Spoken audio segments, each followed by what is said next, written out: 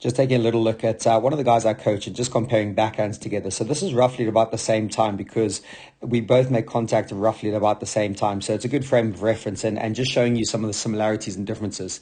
So the first thing to say, I think what I quite like, if we just take a look at our lead foot here, the timing is pretty decent so far. So you'll see both of us landing that foot at pretty much the same time. So I'm very big on that relationship of timing. So when that foot lands, the swing goes.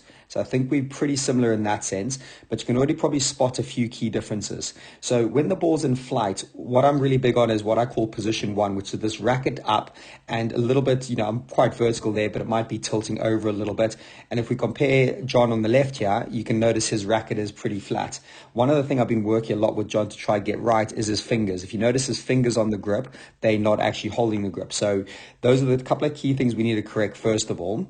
What he's done really well, which we have worked on a lot, is where his forearm or his arm is coming across his body. He used to have his racket right out here somewhere, and actually now it's a lot better that's further back.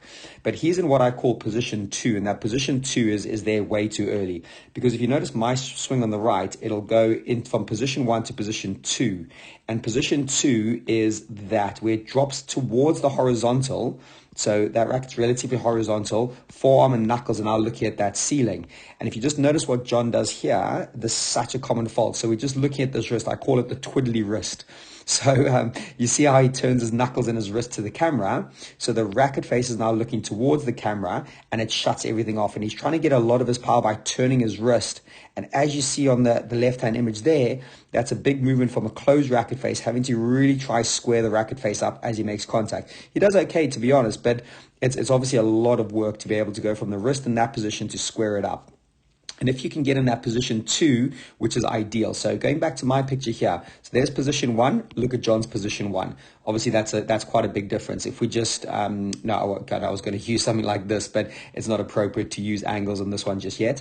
But that's I think a decent position one I like to get players into, not dropping it into the horizontal too early, getting round into position two, which is that.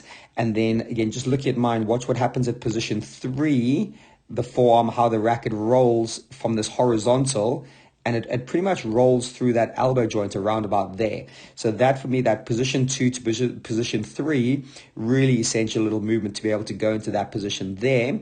And then once I hit, I can really follow through, let that racket go. And you'll probably notice that we're quite good there. My back is at that angle. John's at a good angle there. Having a look at the legs, we're looking pretty similar, all decent there. But then as you notice with John, what happens is as he hits, look where he finishes. He's a little bit upright, a little bit almost leaning back, whereas I think I'm still transferring my weight into the shot pretty decently, letting that follow through go up.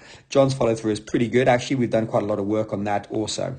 So for me, the big thing that you can probably take out of this video is the way he's dropping into position two too early. If I can get him to try and hold this shape. So if you notice there where I'm at now, I'm holding that shape for longer. So this is exactly the same point.